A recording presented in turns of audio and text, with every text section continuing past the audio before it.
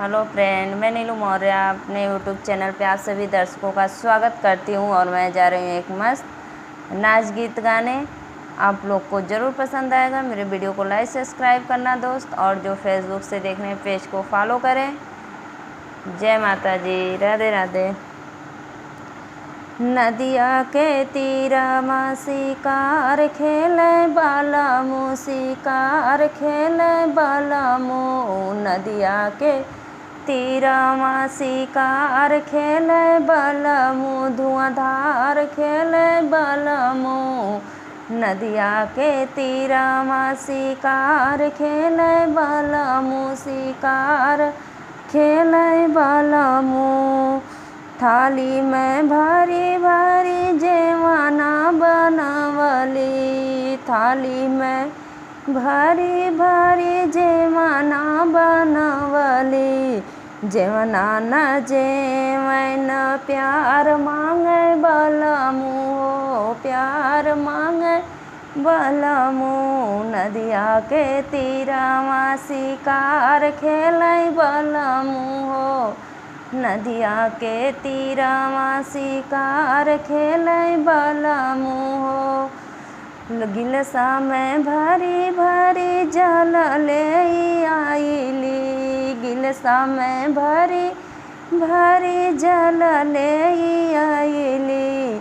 पनियों ना पिए न प्यार मांगे बालामू हो, प्यार मांगे बालामू।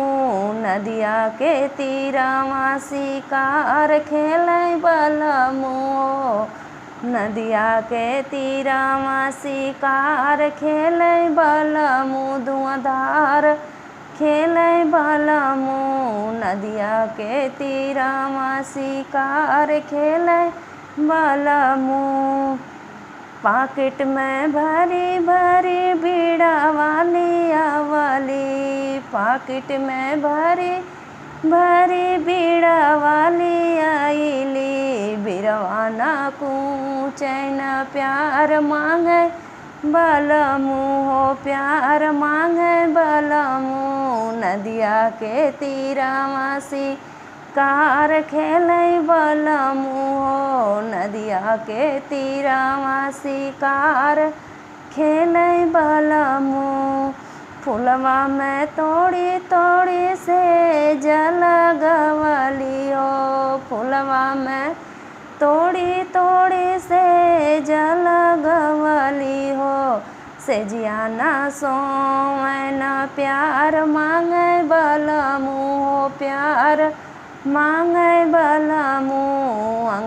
नदिया के तीरमा शिकार खेलै बालामू, शिकार खेलै बालामू।